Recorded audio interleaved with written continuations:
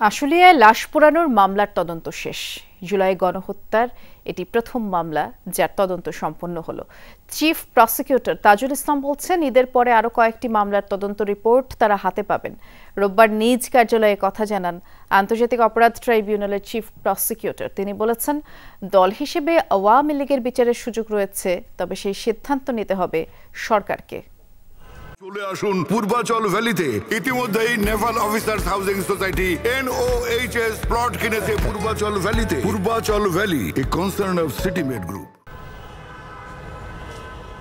গণ অভ্যুত্থানের বিজয়ের দিন 5 আগস্ট আশুলিয়ায় গুলি করে হত্যার পর লাশ পোড়ানোর দৃশ্য দেখে আঁতকে উঠেছিল গোটা দেশ।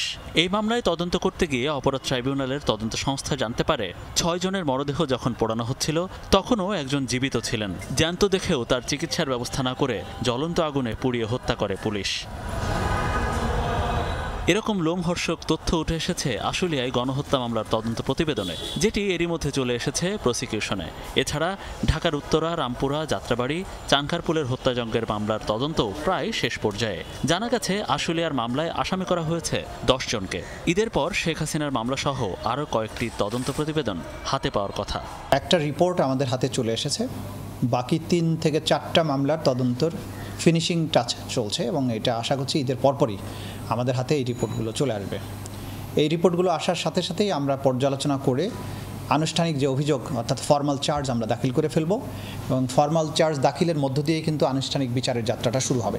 চিফ প্রসিকিউটর বলেন, আন্তর্জাতিক মানসম্পন্ন বিচার করতে গেলে যৌক্তিক সময় লাগবেই। হতাশ না হওয়ার পরামর্শ তার। সাম্প্রতিক আলোচিত ইস্যু আওয়ামী লীগের বিচার নিয়েও কথা বলেন তিনি। ট্রাইব্যুনালের ব্যাপারে হতাশাব্যঞ্জক কোনো বক্তব্য দেওয়ার কোনো প্রয়োজন নেই, কারণ আমরা আমাদের দায়িত্বের ব্যাপারে সচেতন, আমরা আমাদের দায়িত্বের প্রতি কমিটেড। আমরা এটাকে জাতীয় প্রত্যাশার জায়গা থেকে এই ন্যায় বিচার নিশ্চিত করার জন্য যা কাজ আছে সেটা আমরা করব এবং সেটা অবশ্যই আমরা খুব দ্রুততম সময়ের মধ্যে দেখতে পাবেন। বিশেষ ট্রাইব্যুনালে এখন পর্যন্ত 23টি মামলা হয়েছে। পরোয়ানাভুক্ত আসামির সংখ্যা 143, যদিও গ্রেফতার মাত্র 51। মনিরুল ইসলাম, যমুনা নিউজ, ঢাকা।